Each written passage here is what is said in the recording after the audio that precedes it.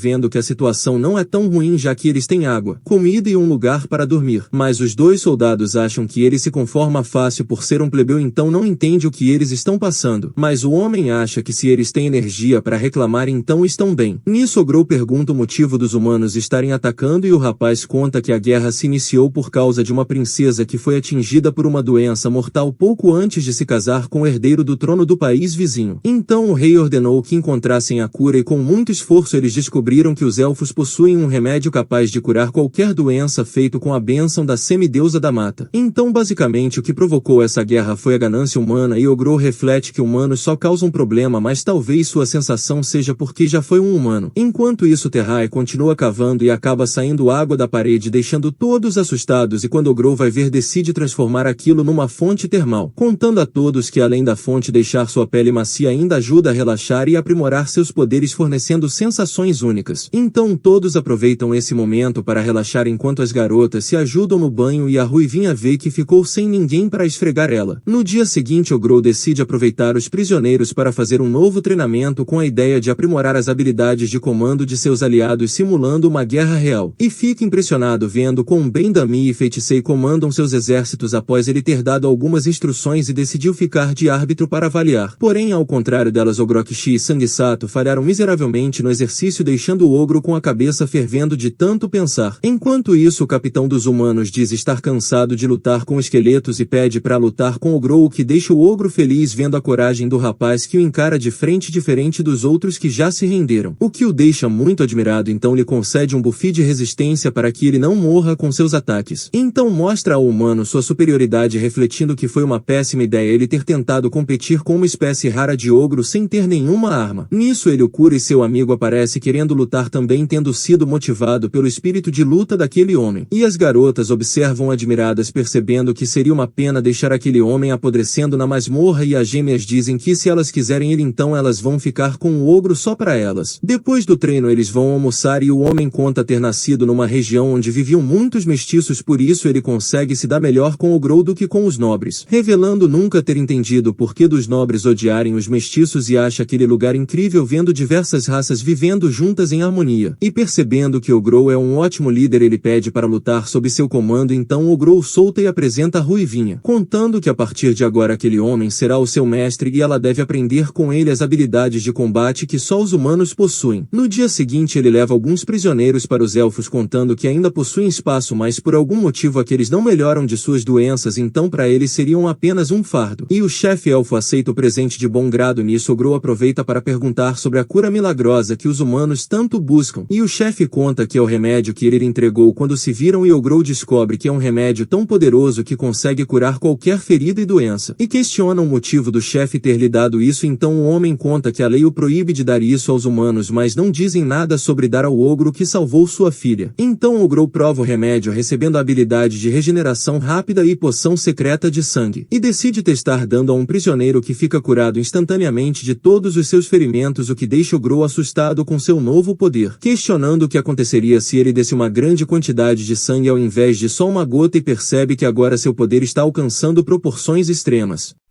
Galera, o episódio acabou, mas ainda tem muito mais animes aqui no canal, se inscrevam para não perderem os próximos vídeos.